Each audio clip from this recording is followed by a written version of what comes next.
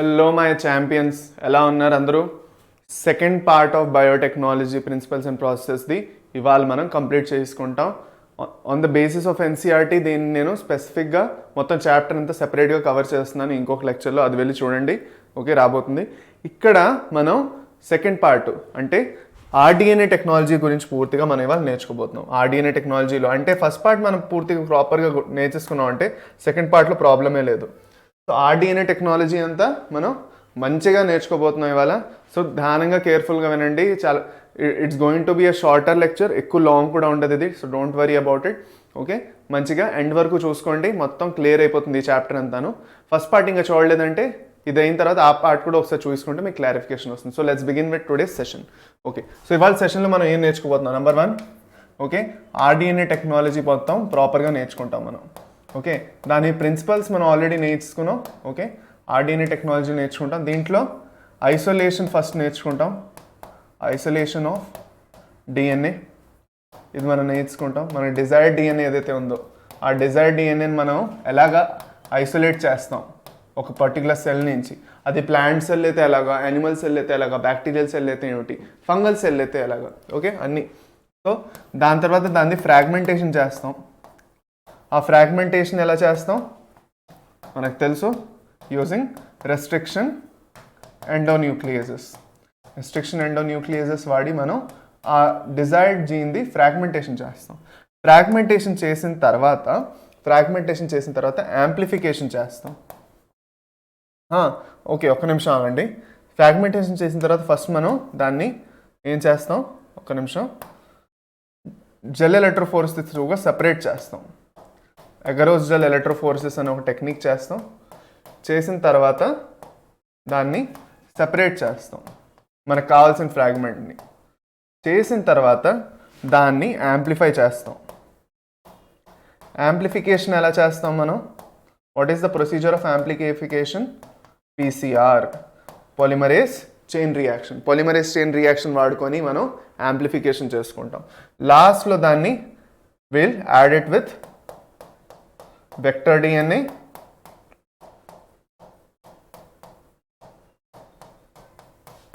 దాన్ని మనం ఏమంటాం, ఆర్డిఎన్ఏ అంటాం. మనకు ఆర్డిఎన్ఏ ఫైనల్గా దొరికిపోయింది. ఇప్పుడు ఆ ఆర్డిఎన్ఏని మనం ఏం చేస్తాం, హోస్ట్, ఒక కాంపిటెంట్ హోస్ట్కి యాడ్ చేస్తాం. కాంపిటెంట్ హోస్ట్కి యాడ్ చేసి ఆ హోస్ట్ని కూడా రికాంబినెంట్ హోస్ట్ చేస్తాం. ఆ హోస్ట్కి యాడ్ చేసేస్తాం ఏ హోస్ట్కి అయితే మనం ఇవ్వాలో దాన్ని మనం ఆ హోస్ట్ సెల్ని మనం రికాంబినెంట్ హోస్ట్ సెల్ లేదంటే రికాంబినెంట్ హోస్ట్ అని కూడా అనొచ్చు. ఫైనల్గా దాన్ని ఏం చేస్తాం, బయో ప్రాసెసింగ్ అనేది చేస్తాం. ఆ బయో ప్రాసెసింగ్లోనే బయో రియాక్టర్ అవన్నీ వస్తాయి. ఓకే, సో అందులో మనం bio reactor,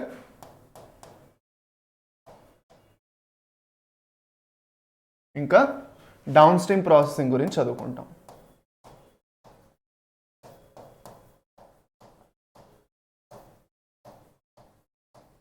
down stream processing గురించి మొత్తం చదివేసుకుంటాం. సో ఇది ఇవాళ మనం చదువుకునే పూర్తిగా మనది ఇవాళ ప్లాన్. ఇదంతా మనం ఇవాళ చదువుకోబోతున్నాం. సో కేర్ఫుల్గా ఎండ్ వరకు చూడండి. ఇప్పుడు ఫస్ట్ 1 by 1 డిఎన్ఏని ఎలా ఐసోలేట్ చేస్తామో చూద్దాం. ఓకే, ఇదే నేను మీకు ఇప్పుడు చెప్పాను. ఓకే, అదే మనం మళ్ళీ ఇంకొకసారి రిపీట్ చేసాం ఇక్కడ, అంతే. సో డిఎన్ఏని మనం ఎలా ఐసోలేట్ చేస్తున్నాం? ఓకే, ఫస్ట్ ఆఫ్ ఆల్ మనకి ఇంపార్టెంట్ విషయం ఏంటంటే ఏ సెల్లో డిఎన్ఏ ఉన్నా కూడా దాని బయట సెల్ మెంబ్రెయిన్ ఉంటుంది. సెల్ మెంబ్రెయిన్ లోపల న్యూక్లియర్ మెంబ్రెయిన్ మళ్ళీ ఉంటుంది. ఆ న్యూక్లియస్ లోపల డిఎన్ఏ ఉంటుంది. ఓకే, ఎక్కువగా మనం డిఎన్ఏనే ఐసోలేట్ చేస్తాం. ఆర్ఎన్ఏ కన్నా ఎక్కువగా డిఎన్ఏని ఐసోలేట్ చేయడం, ఆర్ఎన్ఏని కూడా చేయడం జరుగుతుంది రీసెర్చ్ కోసం. బట్ మెయిన్గా ఆర్డిఎన్ఏ టెక్నాలజీ అంటే రికాంబినెంట్ డిఎన్ఏ అంటే డిఎన్ఏనే మనం ఎక్కువగా సపరేట్ చేస్తాం. ఇప్పుడు ఇలా చేస్తున్నప్పుడు మనకి ఇంకో ఇంపార్టెంట్ విషయం ఏంటంటే నేను చెప్పినట్టు బయట సెల్ మెంబ్రెయిన్ ఉంది. ఆ సెల్ మెంబ్రెయిన్ మీద లిపిడ్స్ ఉన్నాయి, కార్బోహైడ్రేట్స్ ఉన్నాయి, ప్రోటీన్స్ ఉన్నాయి, ఎక్కువగా లిపిడ్సే ఉన్నాయి. సెల్ లోపల కూడా మ్యాక్రోమాలిక్యూల్స్ ఇవన్నీ ఉన్నాయి. అది కాకుండా ఇవన్నీ ఉన్నప్పుడు ఇప్పుడు ఫర్ సపోజ్ మనం ఫంగల్ సెల్ వాళ్ళు తీసుకున్నాం అనుకోండి. ఫర్ సపోజ్ ఇప్పుడు మనం నార్మల్గా ప్లాంట్ సెల్ తీసుకున్నాం అనుకోండి. ప్లాంట్ సెల్లోని ఏముంటుంది, సెల్యులోజ్ ఉంటుంది సెల్ వాల్కి. సో అందుకే మనం సెల్యులేజ్ ఎంజైమ్ వాడతాం. ఓకే, అదే దాని ప్లేస్లో అదే బ్యాక్టీరియల్ సెల్ అనుకోండి, ఆ బ్యాక్టీరియల్ సెల్ అలా ఈజీగా వెళ్ళదు. సో దానికోసం మనం లైసోజైమ్ వాడతాం. అదే మన దగ్గర ఫంగల్ సెల్ ఉన్నదనుకోండి,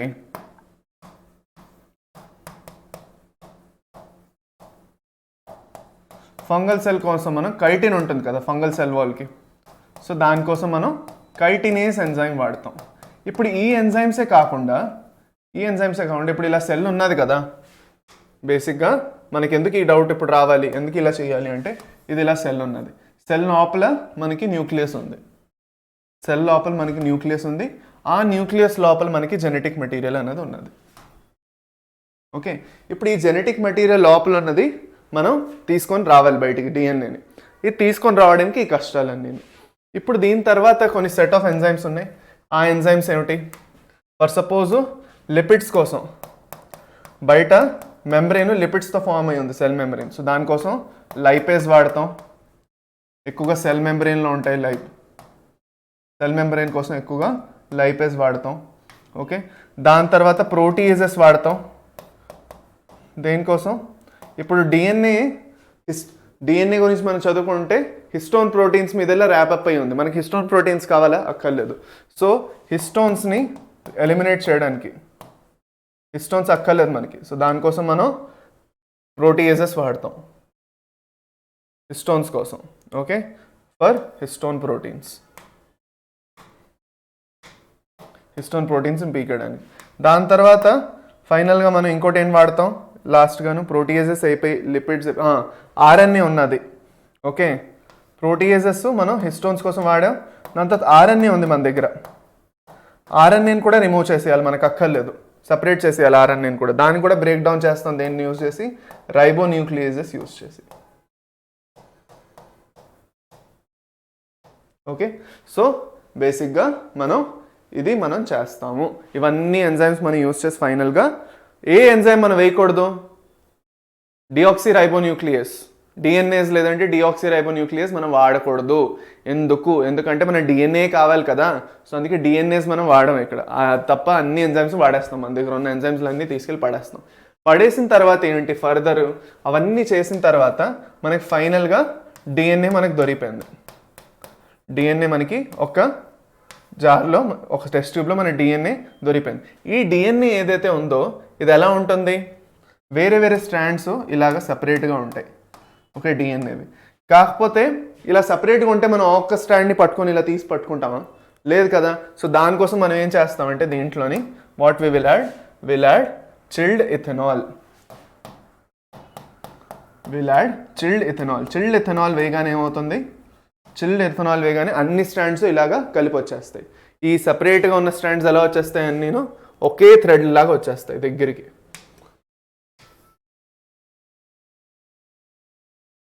ఈ సపరేటెడ్ థ్రెడ్స్ అన్ని ఇంకా ఒకే దగ్గర ఇలాగా దగ్గరగా వచ్చేస్తాయి, ఇంకా థిక్గాను. ఇది రిమూవ్ చేస్తారు. This is removed by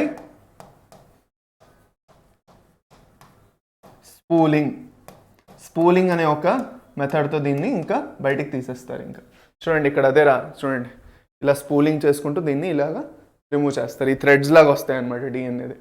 okay, ఇది ఫస్ట్ డిఎన్ఏ ఐసోలేట్ చేసే ప్రొసీజర్. ఇదే చూడండి, ట్రీట్మెంట్ ఆఫ్ బ్యాక్టీరియల్ సెల్ అయితే lysozyme, plant cell detail genes of interest. దాని తర్వాత removal of histone proteins by proteases, RNA by ribonuclease, removal of other molecules by appropriate treatment, precipitation by chilled ethanol, suspension, spooling, అంతే. So chitinase fungal cells అయితే దానికోసం కైటినేస్ని వాడతాం.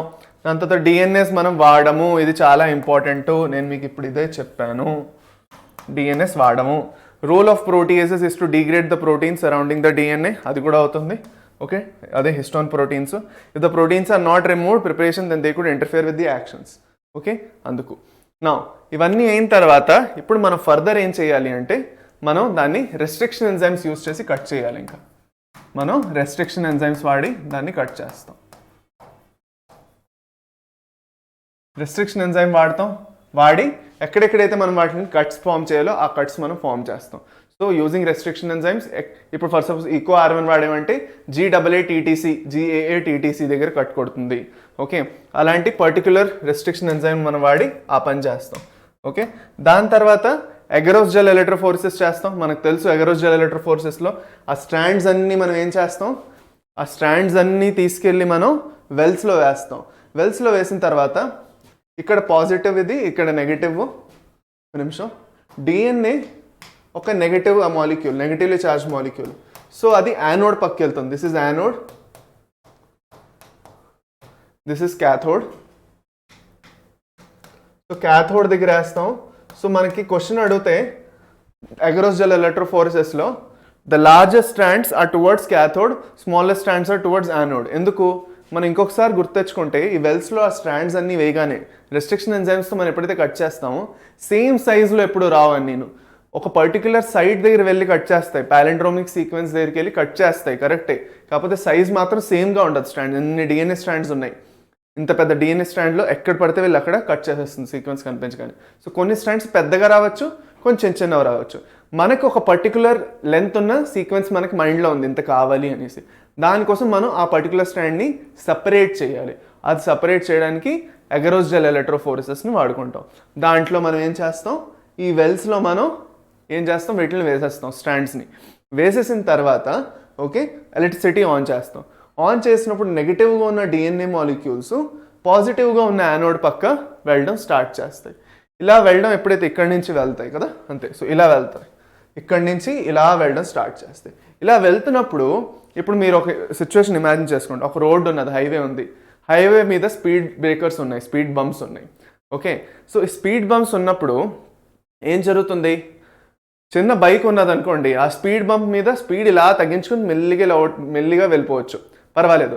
కాకపోతే truck ఉన్నది అనుకోండి, truck ఫుల్గా స్లో చేసి మెల్లిగా ఆ బంప్స్ మించి వెళ్ళి ముందు టైర్లు జాగ్రత్తగా, మళ్ళీ వెనక్ టైర్ జాగ్రత్తగా చూసుకొని ముందుకు వెళ్ళాలి. బరువుగా ఉన్న ట్రక్ అయితే ఇంకా ప్రాబ్లం. ఎందుకు అలా చేయాలి అంటే ట్రక్ వాడు స్పీడ్గా కొంచెం స్పీడ్ తగ్గించి సైమని తీస్తాడు అనుకోండి స్పీడ్ బ్రేకర్ నుంచి, బైక్ అయితే జస్ట్ ఇలా కొంచెం లైట్గా జంప్ కొడుతుంది వెళ్ళిపోతుంది. అదే ట్రక్ అయితే మొత్తం బ్యాలెన్స్ తప్పిపోయి పడిపోతుంది, యాక్సిడెంట్ అయిపోవచ్చు. అందుకు ట్రక్ వాడు ఏం చేయాలి, చాలా స్లోగా వెళ్ళాలి. సో ఈ అగరోస్ జెల్ ఏదైతే ఉందో, ఈ అగరోస్ జెల్ ఏదైతే ఉందో, ఒక నిమిషం, అగరోస్ జెల్ ఏదైతే ఉందో ఈ అగరోస్ జెల్ ఏం చేస్తుంది, స్పీడ్ బంప్ లాగే పనిచేస్తుంది. ఈ అగరోస్ జెల్ మనం దేని నుంచి, సీవీడ్స్ నుంచి ఎక్స్ట్రాక్ట్ చేస్తారు. సీవీడ్స్ నుంచి ఎక్స్ట్రాక్ట్ అనేది చేస్తారు. ఓకే, ఈ సీవీడ్స్ నుంచి యూజ్ చేసిన అగరోస్ జెల్ ఎలక్ట్రోఫోరెసిస్ ఎక్స్ట్రాక్ట్ చేసిన అగరోస్ జెల్లో ఇక్కడ మనం పెట్టేస్తాం, వేసేస్తాం. ఈ వెల్స్, ఈ మొత్తం ఎక్విప్మెంట్లో జెల్ నిండిపోయి ఉంటుంది. ఇప్పుడు స్ట్రాండ్స్ వేసినప్పుడు పెద్ద స్ట్రాండ్స్కి ఇది ఒక బ్యారియర్లా, ఒక స్పీడ్ బ్రేకర్లా పనిచేస్తుంది. సో పెద్ద స్ట్రాండ్స్ ఆ బ్యారియర్స్ని క్రాస్ చేసుకుంటూ వెళ్తున్నప్పుడు స్లోగా వెళ్తాయి. అదే చిన్న స్ట్రాండ్స్ బైక్ లాగా ఫాస్ట్గా వెళ్ళిపోతాయి, పెద్ద స్ట్రాండ్స్ ట్రక్స్ లాగా మెల్లిగా వెళ్తాయి. ఓకే, సో పెద్ద స్ట్రాండ్స్ అనేవి కొంచెం వెనక్కి వెళ్ళిపోయి చిన్న స్ట్రాండ్స్ కొంచెం ముందుకు వచ్చేస్తాయి. అలా అయినప్పుడు వాటి సైజుని బట్టి దూరంగా సెపరేట్ అయిపోయి కదా. So this is called as separation of DNA strands by gel electrophoresis, agarose gel electrophoresis. Okay, అది. సో ఇలా సపరేట్ అయిన తర్వాత ఫర్దర్ ప్రాసెస్ ఏంటంటే ఇథీడియం బ్రోమైడ్ అనేది యాడ్ చేస్తారు. ఒక నిమిషం. ఫర్దర్ ప్రాసెస్ ఏం చేయాలంటే ఇప్పుడు మనకు కావాల్సింది మనం ఐడెంటిఫై చేయాలి, చూడాలి. ఇవన్నీ ప్యూర్ ఫామ్ ఆఫ్ డిఎన్ఏ మనం చూసుకుంటే కలర్ ఉండదు ఏమీనో, సో దాన్ని స్టెయిన్ చేసే తీరాలి మనం.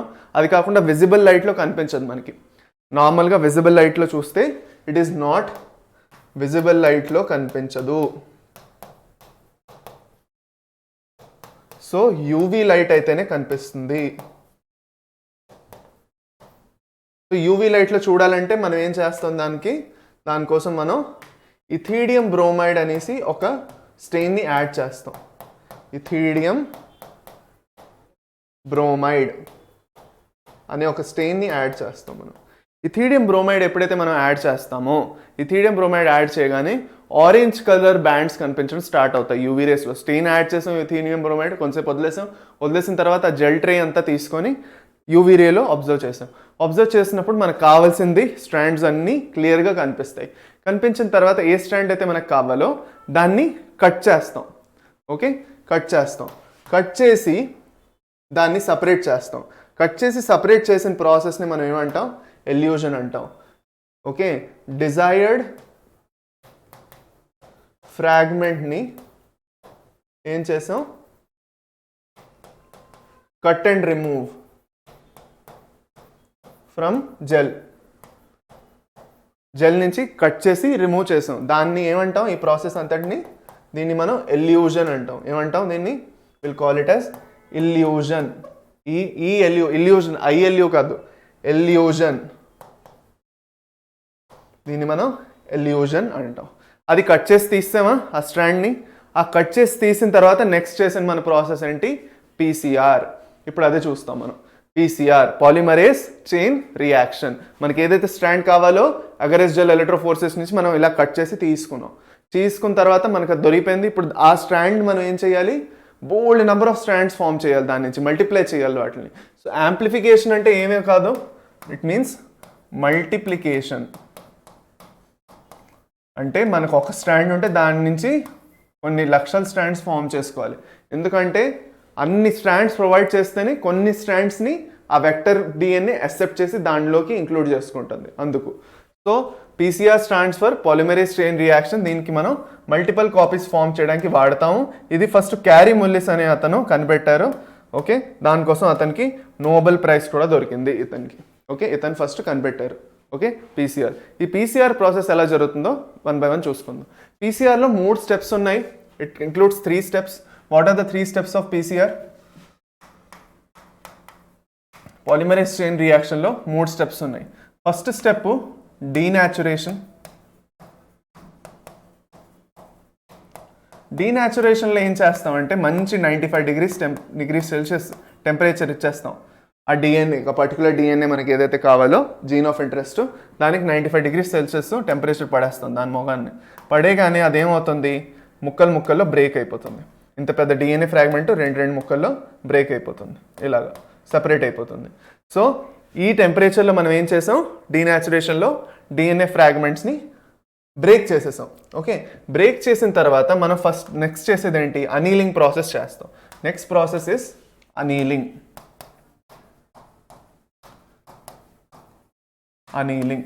అనీలింగ్లో మనం ఏం చేస్తున్నాం అంటే దగ్గర 40 to 45 డిగ్రీ సెల్సియస్ టెంపరేచర్ ఇస్తాం. అంతే, 40 to 45 డిగ్రీ సెల్సియస్ టెంపరేచర్ ఇస్తాం. అప్పుడు 55 కూడా ఇచ్చారు, ఇక్కడ 72 ఇచ్చారు. సో మనం నార్మల్గా ఏ టెంపరేచర్ అయినా పెట్టుకోవచ్చు. ఇది నేను బేసిక్గా ఇంత టెంపరేచర్ పెట్టుకుంటున్నాను. మనం 55 డిగ్రీస్ టెంపరేచర్ కూడా పెట్టుకోవచ్చు, 40 to 45 డిగ్రీస్ కూడా. ఇక్కడ అనీలింగ్లో ఏం చేస్తున్నాం అన్నది ఇంపార్టెంట్. అనీలింగ్లో మనం ఏం చేస్తున్నాం అంటే ఈ స్ట్రాండ్స్కి మనం ప్రైమర్స్ యాడ్ చేస్తాం. ఇప్పుడు ఈ స్ట్రాండ్స్ ఉన్నాయి. ఓకే, ఈ స్ట్రాండ్స్కి మనం ఏం చేస్తామంటే బ్రేక్ అయిన స్ట్రాండ్స్కి మనం ప్రైమర్స్ అంటే చిన్న ఆలిగోన్యూక్లియోటైడ్స్ అనేవి యాడ్ చేయడం జరుగుతుంది.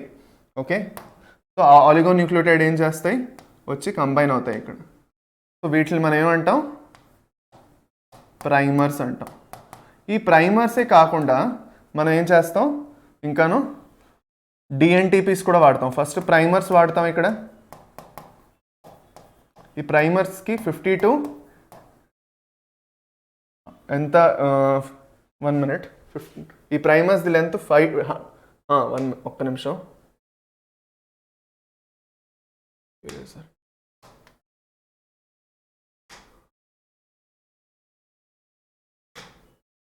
ఏ కలర్ ఉంది? ఓకే, ఈ ప్రైమర్స్ది ఆలిగోన్యూక్లియోటైడ్స్ కూడా అంటాం. దాని తర్వాత నెక్స్ట్ ఇంకోటి యాడ్ చేస్తాం. వాటిని మనం డిఎన్టీపీస్ అంటాం. అంటే సింగిల్గా ఒక్కొక్క న్యూక్లియోటైడ్. దీంట్లో అడినైను, గ్వాయినైను, సైటోజిన్ను, ఓకే, దాని తర్వాత థైమిను, 4 మనం యాడ్ చేస్తాం. అందులో ఏమవుతుందంటే ఇవన్నీ వెళ్ళి ఒక్కొక్క బేస్ పేర్కి అగెన్స్ట్గా కంబైన్ అవ్వాలి. అందుకు ఓకే, ఇవన్నీ యాడ్ చేస్తాం. దాని తర్వాత లైగేసెస్ కూడా ఇవన్నీ యాడ్ చేస్తాం. ఇవన్నీ అయిపోయిన తర్వాత almost by the end of the step మనం పాలిమరేజ్ని యాడ్ చేస్తాం. ఆ పాలిమరేజ్ ఏదైతే ఉందో, ఇవన్నీ ఏవైతే ఉన్నాయో యాక్చువల్గా ఈ స్టెప్లో యాడ్ చేయం మనం. ఈ ప్రాసెస్ అంతా ఒక మిషన్లో జరుగుతూ ఉంటుంది. సో ఈ మిషన్ స్టార్ట్ చేయకముందే ఈ ప్రైమర్స్, డిఎన్టీపీస్, అది కాకుండా పాలిమరేజ్ ఎంజైమ్ ఏదైతే ఉందో అది కూడా యాడ్ చేస్తాం. ఆ పాలిమరేజ్ ఎంజైమ్ ఏదో ఇప్పుడు నేను చెప్తాను, కేర్ఫుల్గా వినండి. లాస్ట్ స్టెప్లో యాడ్ మనం మాట్లాడుకుంటే it is known as extension. ఎక్స్టెన్షన్లో ఏం జరుగుతున్నది? ఎక్స్టెన్షన్లో మన దగ్గర 72 డిగ్రీ సెల్సియస్ టెంపరేచర్ ఇస్తాం, చాలా ఎక్కువ. ఈ టెంపరేచర్లో ఏమవుతున్నది? పాలిమరైజేషన్ జరుగుతుంది. ఈ పాలిమరైజేషన్ ప్రాసెస్ అంటే బేసిక్గా ఈ స్ట్రాండ్స్ ఇంకా ఇక్కడ మనం ఏమైంది ఒక స్ట్రాండ్ని 2 స్ట్రాండ్స్ కింద బ్రేక్ చేసి పడేసాం, డీనేచర్ చేసి పడేసాం. ఇక్కడ ఏమైంది ఆ 2 స్ట్రాండ్స్ కొత్త స్ట్రాండ్స్ ఫామ్ అవ్వడానికి ఇంకా మొదలు స్టార్ట్ అయిపోయింది. మనం బేసిక్గా ఏం చేయాలి, ఇక్కడ ఒక స్ట్రాండ్ ఉన్నదాన్ని మనం దాన్ని బ్రేక్ చేసి ఒక్కొక్క స్ట్రాండ్ నుంచి కొత్త స్ట్రాండ్ ఫామ్ చేయాలి. లైక్ డిఎన్ఏ రెప్లికేషన్ మనం ఆర్టిఫిషియల్గా బయట చేస్తున్నాం అంతే, ఇంకేమీ లేదు. సో దాని ప్రొసీజర్ డిఫరెంట్ డిఎన్ఏ రెప్లికేషన్ది. బాడీలో న్యాచురల్గా జరుగుతున్నది అంటే ఒక సెల్లోని, బయట మనం చేసే ప్రొసీజర్ కొంచెం మారుతుంది.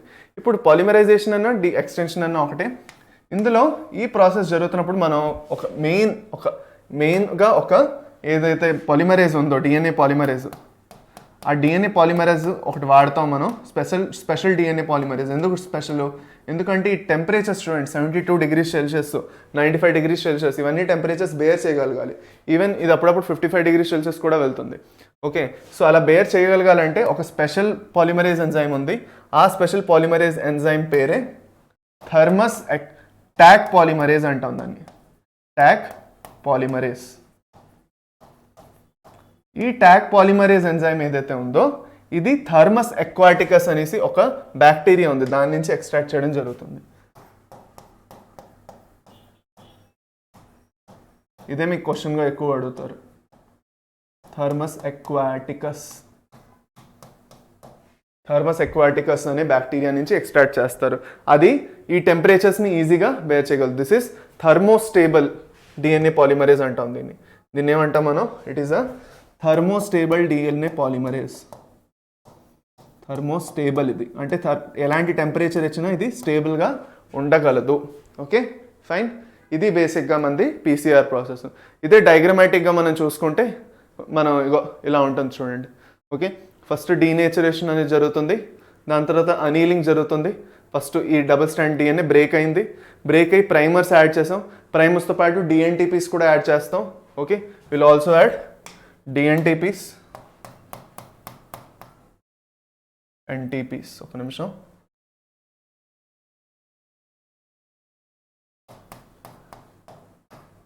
ఓకే, డిఎన్టీపీస్ కూడా యాడ్ చేస్తాం. దాని తర్వాత ట్యాగ్ పాలిమరేజ్తో పాటు అవి పాలిమరైజేషన్ స్టార్ట్ అయిపోయి దగ్గర 30 cycles అయ్యి మనకి 1 billion times వరకు వెళ్ళి 1 billion copies వరకు దొరకచ్చు మనకి. సో దీంట్లో మన బేసిక్గా ఎన్ని కాపీస్ రావచ్చు? ఒక 1 billion approximately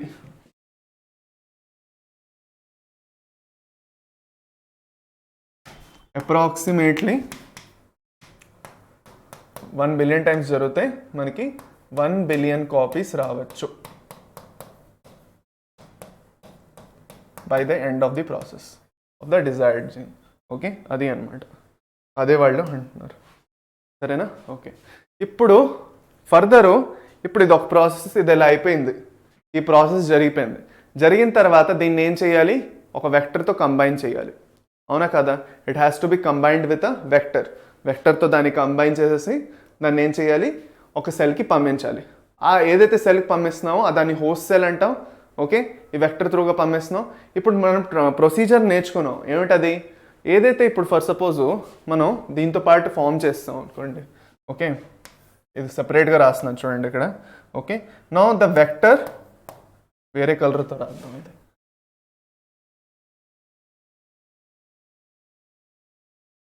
now the vector DNA plus amplified desired gene.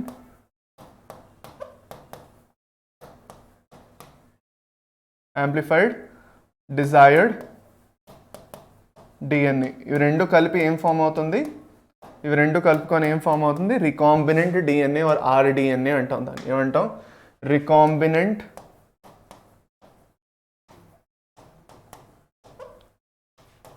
DNA, లేదు అంటే దాన్ని ఆర్డిఎన్ఏ అని కూడా అంటాం. ఇప్పుడు ఈ ఆర్డిఎన్ఏని మనం ఏం చేస్తాం? Will send it to host cell. ఈ హోస్ట్ సెల్కి మనం ఎప్పుడైతే దీన్ని సెండ్ చేస్తున్నామో, హోస్ట్ సెల్లోకి మనం ఎప్పుడైతే దీన్ని సెండ్ చేస్తున్నామో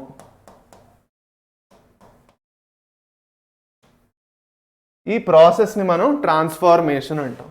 ఆ హోస్ట్ సెల్కి పంపిస్తున్నప్పుడు ఏదైతే ప్రాసెస్ ఉన్నదో, ఓకే, ఈ ఆర్డిఎన్ఏ ఎప్పుడైతే హోస్ట్ సెల్లోకి ఎంట్రీ కొట్టేస్తుందో, ఆర్డిఎన్ఏ ఇలా ఉన్నది అనుకోండి. ఓకే, ఈ ఆర్డిఎన్ఏ హోస్ట్ సెల్లోకి వెళ్ళిపోయింది. వెళ్ళిపోయి ఇక్కడికి వచ్చేసింది అనుకోండి. ఈ ప్రాసెస్ అంతటిని మనం ఏమంటాం, ట్రాన్స్ఫార్మేషన్ అంటాం. ఏమంటాం, ట్రాన్స్ఫార్మేషన్.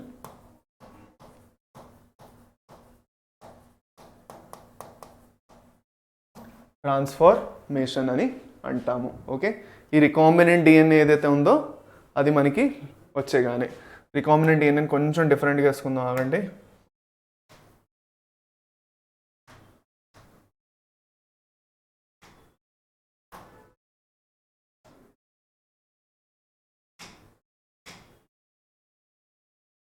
ఇది రికాంబినెంట్ డిఎన్ఏ అనుకోండి, వెక్టర్ ప్లస్ హోస్ట్ డిఎన్ఏ. ఇది వెక్టర్ డిఎన్ఏ అనుకోండి, ఎల్లో కలర్ది, ఇది వెక్టర్ డిఎన్ఏ ఇది. ఓకే, హోస్ట్ది యాంప్లిఫైడ్ డిఎన్ఏ, మనకి ఏదైతే యాంప్లిఫైడ్ చేసామో ఆ డిఎన్ఏ ఇలా ఉన్నది అనుకోండి. ఓకే, సో ఇవి రెండు కలిపి రికాంబినెంట్ డిఎన్ఏ ఇలా ఫామ్ అవుతుంది. ఈ రికాంబినెంట్ డిఎన్ఏ లోపలికి వెళ్తే ఏదైతే సెల్ ఫామ్ అవుతున్నదో దాన్ని హోస్ట్ సెల్లోకి వెళ్తున్నది కదా, ఆ ప్రాసెస్ని ట్రాన్స్ఫార్మేషన్ అంటాం. ఈ హోస్ట్ సెల్ ఏదైతే ఉందో దీన్ని ఫర్దర్ మనం ఏమంటాం, రికాంబినెంట్ హోస్ట్ అంటాం వేరే పెంతరాల్లో.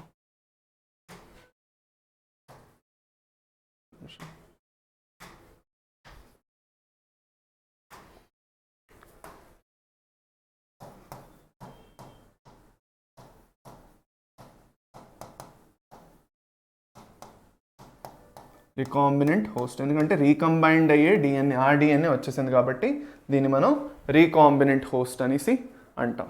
ఓకే ఫైన్, సరేనా. ఇప్పుడు ఈ ట్రాన్స్ఫార్మ్డ్ హోస్ట్ మనం ట్రాన్స్ఫార్మేషన్ అవ్వాలి అంటే ప్రాసెస్, ఈ ట్రాన్స్ఫార్మేషన్ ప్రాసెస్ అవ్వాలి అంటే దానికి ఫస్ట్ మనం నార్మల్గా సెలెక్టబుల్ మార్కర్స్ అది చదువుకున్నాం, యాంటీబయాటిక్ రెసిస్టెన్స్ జీన్స్ అవి వాడతాం అనేసి. సో అలా చేయడానికి ఆ వెక్టర్ని లోపల పంపించడానికి కొన్ని ప్రొసీజర్స్ ఉన్నాయి కదా, ఆ ప్రొసీజర్స్ ఏమిటి, ఫస్ట్ ఏం చేస్తామంటే కాల్షియం అయాన్స్తో నెంబర్ 1 కాల్షియం అయాన్స్ యూస్ చేస్తాం. ఆ కాల్షియం అయాన్స్ ఏం చేస్తాయి, make cell membrane permeable.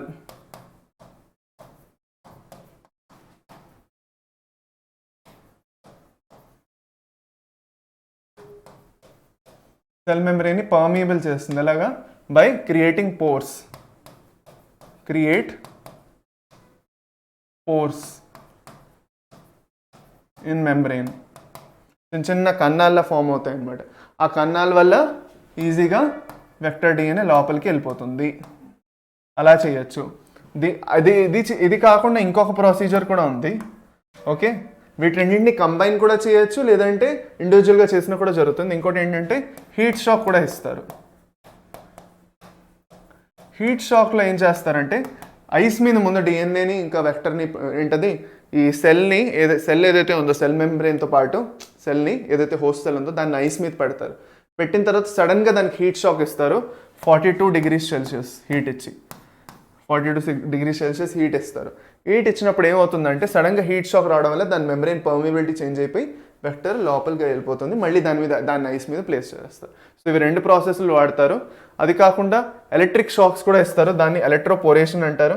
Electric current కూడా పాస్ చేస్తారు. దానివల్ల మైక్రోస్కోపిక్ పోర్స్ అనేవి కూడా ఫామ్ అవుతాయి. ఇదొక ప్రాసెస్ కూడా ఉన్నది. ఓకే, ఈ 3 ప్రాసెస్లు ఉన్నాయి. ఇక్కడ 2 ఉన్నాయి. ఇక్కడ ఇంకోటి ఎక్స్ట్రా నేను ఇది యాడ్ చేస్తాను. థర్డ్ ఇక్కడే రాసేస్తాను.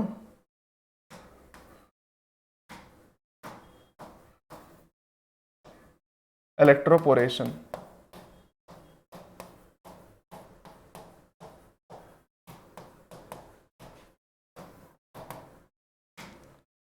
అంటే ఏంటి, మేకింగ్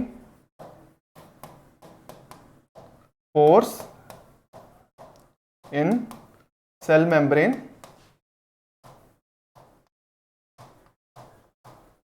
using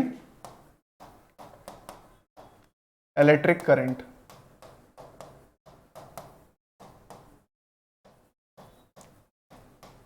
సరేనా. సో ఇక్కడ ఏం చేసాం, కాల్షియం అయాన్స్ ఇచ్చాం, ఇక్కడ హీట్ షాక్ ఇచ్చాం, ఇక్కడ ఎలక్ట్రిక్ కరెంట్ వాడేసి మనం పోర్స్ అనేవి ఫామ్ చేసాం. ఓకే ఫైన్ అయింది. అది కాకుండా ఇప్పుడు ఇవన్నీ కష్టాలు పడకుండా డైరెక్ట్గా మనం పంపించేయాలి. ఓకే, ఈ కష్టాలన్నీ పడాల్సిన మనకి పనే లేదు. మేము డైరెక్ట్గా పంపిద్దాం అనుకుంటే మైక్రో ఇంజెక్షన్ ఉంది. ఆర్డిఎన్ఏ ఏదైతే ఉందో దాన్ని డైరెక్ట్గా లోపలికి పంపించవచ్చు న్యూక్లియస్లోకి ఇంజెక్షన్లా తీసి. ఇదొక ప్రొసీజర్ ఉంది. దాని తర్వాత బయోలస్టిక్ ఆర్ జీన్ గన్, దీని మీద ఎక్కువ క్వశ్చన్స్ వచ్చాయి మీకు. దీంట్లో ఏంటంటే గోల్డ్ లేదంటే టంగ్స్టన్ కోటెడ్, గోల్డ్ లేదంటే ఒక నిమిషం, ఇందులో రీకాంబినెంట్ డిఎన్ఏ ఇంజెక్ట్ చేయడం జరుగుతుంది. ఇక్కడేమో గోల్డ్ ఇంకా టంగ్స్టన్ పార్టికల్స్ వాడి కూడా ఏం చేస్తారు, గన్ లాగా పేలుస్తారు ఇలాగ. గోల్డ్ డిఎన్ఏ ఏదైతే మనది ఉందో vector plus host recombinant DNA, దాని మీద గోల్డ్ లేదంటే టంగ్స్టన్ ర్యాప్ చేస్తారు, చేసి ఒక జీన్ గన్ అంటారు, ఆ మెషిన్లో వేసి గన్లా పేలుస్తారు సెల్ మీద. పేల్చినప్పుడు అది ఆ సెల్స్ని పియర్స్ చేసుకుంటూ లోపలికి వెళ్ళిపోతుంది గోల్డ్ టంగ్స్టన్ పార్టికల్స్ ఏవైతే ఉన్నాయో డిఎన్ఏతో పాటు. అదొకటి ఉంది. దాని తర్వాత ఎక్కువగా ఇది ప్లాంట్స్లో వాడతారు. ఓకే, ఎక్కువగా ఈ ప్రొసీజర్ ప్లాంట్స్లో వాడడం జరుగుతుంది. ఇంకోటి డిసార్మ్డ్ ప్యాథోజన్, ఈ టీడీఎన్ఏ అవన్నీ ఏవైతే ఉన్నాయో అవి కూడా వాడతారు. ఓకే, అది వాటిలో ఏదైతే హార్మ్ఫుల్ జీన్ ఉందో అది రిమూవ్ చేసేస్తారు, ఇన్సర్షనల్ ఇన్యాక్టివేషన్ త్రూగానో లేదంటే జీన్ సైలెన్సింగ్ త్రూగా చేసేసి చేస్తారు. ఓకే, అది ఫర్దర్ మనం చదువుకోబోయేది బయోరియాక్టర్. బయోరియాక్టర్స్ ఎందుకు మనం వాడతాం? ఫస్ట్ ఆఫ్ ఆల్ మనం ఇవన్నీ ఏదైతే చేస్తున్నామో చేసిన తర్వాత మనకు ఫైనల్గా ప్రోడక్ట్ ఏం కావాలి, ప్రోటీన్ కావాలి. సో ఇక్కడ చూడండి, మన వెక్టర్స్ అవన్నీ చదివాము. ఓకే, వెక్టర్స్ అన్ని చదివిన తర్వాత సెలెక్టబుల్ మార్కర్స్ అవన్నీ కూడా చదువుకున్నాము ఆల్రెడీ, ఎలా సెలెక్ట్ చేయడం జరుగుతుంది. ఓకే, ఇన్సర్షన్ ఇన్యాక్టివేషన్ త్రూగా సెలెక్టబుల్ మార్కర్స్, యాంటీబయాటిక్ రెసిస్టెన్స్ అవన్నీ ఒకసారి లాస్ట్ క్లాస్లో చూసుకున్నాము ఆల్రెడీ. సో ఇప్పుడు నేను మళ్ళీ అది రిపీట్ చేయట్లేదు.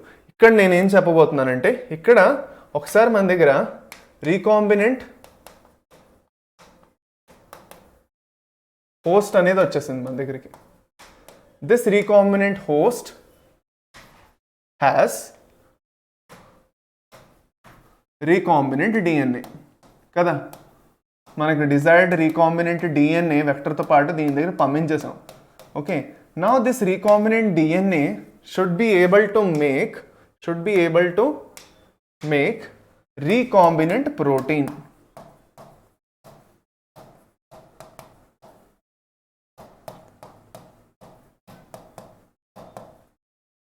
రీకాంబినెంట్ ప్రోటీన్, అది రీకాంబినెంట్ ప్రోటీనే.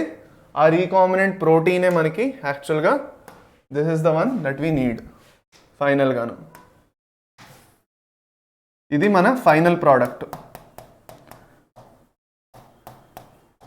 ఈ ఫైనల్ ప్రోడక్ట్ మనకు కావాలి అంటే మనం స్మాల్ స్కేల్లో ప్రొడ్యూస్ చేసుకోవచ్చు ల్యాబ్లోని, కానీ మనం లార్జ్ స్కేల్లో ప్రొడ్యూస్ చేయాలి అంటే to produce it in large scale మనం లార్జ్ స్కేల్లో ప్రొడ్యూస్ చేయాలి ఫర్ సపోజ్. ఓకే, దీన్ని మనం లార్జ్ స్కేల్లో ప్రొడ్యూస్ చేయాలి, ల్యాబ్లో కాకుండా. ల్యాబ్లో చాలా స్మాల్ స్కేల్లో అవుతుంది, లార్జ్ స్కేల్లో ప్రొడ్యూస్ చేయాలంటే అప్పుడు మనం దీనికోసం ఒక మిషన్ని వాడతాం. దాన్ని మనం బయోరియాక్టర్స్ అంటాం. ఈ బయోరియాక్టర్స్లో ఈ ప్రోడక్ట్స్ని మంచి కండిషన్స్ మెయింటైన్ చేయడం జరుగుతుంది, స్పెసిఫిక్ కండిషన్స్ ఇవ్వడం జరుగుతుంది.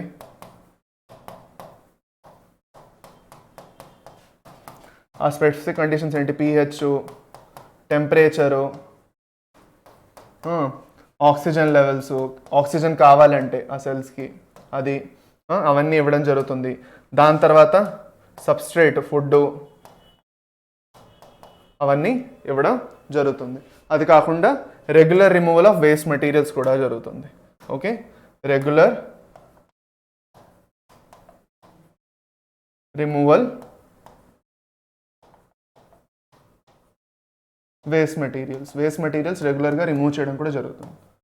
ఇప్పుడు అది ఎలా జరుగుతుందో ఇప్పుడు మనం దాన్ని చూసుకుందాము మరి రండి. ఓకే, ఇప్పుడు అది మనం చూసుకోబోతున్నాం.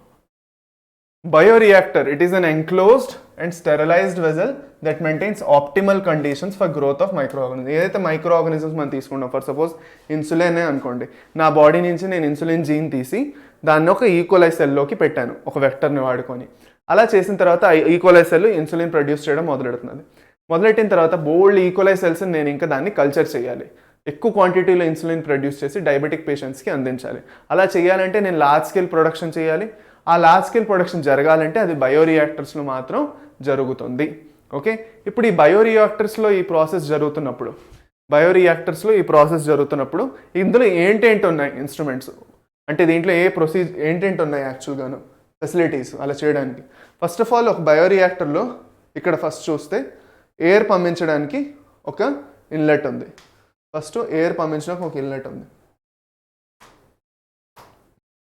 గాలి స్టెరిలైజ్డ్ ఎయిర్ ఇది. ఓకే, దీంట్లో ఎలాంటి మైక్రో ఆర్గానిజమ్స్ ఉండవు. ఓకే, దాని తర్వాత ఒక ఎజిటేషన్ సిస్టమ్, మోటార్ ఉంటుంది. ఆ మోటార్ ఏం చేస్తుందంటే దాని బ్లేడ్స్తో పాటు అలాగా రివాల్వ్ అవుతూ ఉంటుంది. అలా రివాల్వ్ అవుతూ ఉండడం వల్ల రెగ్యులర్గా కంటెంట్స్ అనేవి మిక్స్ అవుతూ ఉంటాయి. కంటెంట్స్ కిందకి వెళ్ళి సెటిల్ అయిపోకుండా అలా మిక్స్ అవుతూ ఉండడం వల్ల ఆ సబ్స్ట్రేట్స్ కిందకి వెళ్ళి వెళ్ళిపోకుండా అలాగా అన్ని ఆర్గానిజమ్స్కి దొరుకుతూ ఉంటాయి. దాని తర్వాత ఏదైతే మనం లోపల మీడియం ఇస్తున్నాం సబ్స్ట్రేట్, అది మనం ఈ మీడియం ట్యాంక్ త్రూగా యాడ్ చేస్తాం, పైప్ త్రూగా. దాని తర్వాత రియాక్టర్ ట్యాంక్, ఇక్కడే రియాక్షన్ జరుగుతున్నది. సబ్మర్జ్డ్ ఎరేటర్, ఇక్కడ ఏంటంటే బయట నుంచి మనకు అక్కర్లేని ఫస్ట్ తీసేయడమే కాకుండా ఇక్కడ ఏం చేస్తున్నాం అంటే బబల్స్ ఫామ్ చేస్తున్నాం. ఈ ఎయిర్ ఏదైతే పంపిస్తున్నామో దీన్ని స్పార్జ్డ్ రియాక్టర్ అంటారు. మనం ఇప్పుడు చూస్తాం స్పార్జ్డ్ రియాక్టర్లో ఏం జరుగుతుందంటే కింద నుంచి ఆక్సిజన్ పంపించడమే కాకుండా దాన్ని బబల్స్ ఫామ్లో పంపించడం వల్ల ఈజీగా ఆర్గానిజమ్స్ అవి వాడుకోగలవు ఆక్సిజన్ని, లేదంటే సెల్స్ ఏవైతే ఉన్నాయో. ఇక్కడ సెన్సర్స్ అనమాట ఇవి, pH అది ఎలా ఉన్నది, టెంపరేచర్ ఎలా ఉన్నది, అవన్నీ సెన్సర్స్. బయట థర్మల్ జాకెట్, బయట ఉన్న టెంపరేచర్ లోపల ఉన్న టెంపరేచర్ని డిస్టర్బ్ చేయకూడదు, ఇక్కడ ఉన్న టెంపరేచర్ మెయింటైన్ అవుతూ ఉండాలి. ఇక్కడ మానిటర్ అనమాట, ఇదన్నీ మానిటర్ చేస్తున్నది, pH ఎలా ఉంది, టెంపరేచర్ ఎలా ఉంది. సో అదే అనుకున్నాం. యాజిటేటర్ సిస్టమ్ ఒకటి ఉన్నది, ఒక యాజిటేటర్ సిస్టమ్ ఉంది. దాని తర్వాత ఆక్సిజన్ డెలివరీ సిస్టమ్ ఉంది. దాని తర్వాత ఫోమ్ కంట్రోల్ సిస్టమ్, అంటే మీదన నొరగ ఫామ్ అయిపోతూ ఉంటే ఏమవుతుంది, గ్యాసెస్ ఎస్కేప్ అవ్వలేవు మీద నుంచి. సో అలా అవ్వాలంటే ఫోమ్ రెగ్యులర్గా రిమూవ్ అవుతూ ఉండాలి. సో ఫోమ్ బ్రేకర్స్ ఉంటాయి దానికి కూడా. సో అది. దాని తర్వాత temperature control system, pH control system, sampling ports, గడికి మనకి ఎంత కావాలో ఆ శాంపిల్స్ మనం తీసుకొని చెక్ చేసుకుంటూ ఉండాలి, మనకు కావాల్సిన ప్రోడక్ట్ సరిగ్గా ఫామ్ అవుతున్నదా లేదా అది. ఓకే, సో ఇది మీ బుక్లో ఇచ్చాడు, మీ ఎన్సీఆర్టీలో ఇచ్చింది ఇది. ఓకే, ఎన్సీఆర్టీలో ఇచ్చిన diagram simple stirred tank bioreactor ఇది. ఓకే, అది కాకుండా ఇది స్పార్జ్డ్ స్టిర్డ్ ట్యాంక్ బయోరియాక్టర్. దీని రెండిట్లో డిఫరెన్స్ ఏంటంటే సింపుల్ బయోరియాక్టర్లో నార్మల్గా గాలి పంప్ చేయడమే జరుగుతుంది, కానీ స్పార్జ్డ్లో బబల్స్ త్రూగా పంప్ చేయడం జరుగుతుంది ఆక్సిజన్ని. దానివల్ల ఇట్ ఈస్ ఈజీలీ యాక్సెసిబుల్. ఆ స్పార్జ్డ్లో చిన్న చిన్న కన్నాలు ఉంటాయి, ఆ కన్నాల త్రూగా బబల్స్ వస్తాయి ఇలాగా. ఆ బబల్స్ వల్ల ఈజీగా ఆక్సిజన్ది ఈజీగా అన్ని సెల్స్కి అందుతుంది. Okay, now last that is down stream processing. Last part down stream processing. Down stream processing అంటే ఏమిటి? డౌన్ స్ట్రీమ్ ప్రాసెసింగ్ అంటే ఇప్పుడు ఫర్ సపోజ్ మీరు ప్రోడక్ట్ ఫామ్ చేసిన తర్వాత ఓకే దాన్ని సపరేట్ చేయాలి. మొత్తం ఏవైతే సెల్స్ ప్రోడక్ట్ అన్నీ కలిపి ఆ బయోరియాక్టర్లో ఉన్నాయి. ఓకే, దాని నుంచి కొంచెం కొంచెం మీరు తీస్తున్నారు, మళ్ళీ కొత్తగా యాడ్ చేసేస్తున్నారు. సో అలా చేయడం వల్ల అక్కడ ఏమవుతున్నది, బోల్డ్ అంతా ఏంటది మిక్స్ ఉన్నది. అందులో సెల్స్ ఉన్నాయి, ప్రోడక్ట్ ఉన్నది, ఎంజైమ్స్ అవన్నీ ఏవైతే యాడ్ చేస్తారో అది ఉంది, సబ్స్ట్రేట్ ఉంది. సో మనం ఏం చేయాలి, సపరేట్ చేయాలి. వాటన్నిటి నుంచి మనకి ఏదైతే ప్రోడక్ట్ కావాలో, ఇన్సులిన్ ఫర్ సపోజ్, ఆ ఇన్సులిన్ని మనం సపరేట్ చేయాలి, దాన్ని మనం ప్యూరిఫై ఇంకా ప్రాసెస్ చేయాలి. ఇదన్నిటినీ కలిపి మనం సపరేషన్ అండ్ ప్యూరిఫికేషన్లో అంటాం. దీన్నే మనం డౌన్ స్ట్రీమ్ ప్రాసెసింగ్ అంటాం. So downstream processing includes separation and purification. మన క్వశ్చన్ ఈజీగా వస్తుంది దీని మీద. ఓకే, సో చాలా ఇంపార్టెంట్, గుర్తుపెట్టుకోండి.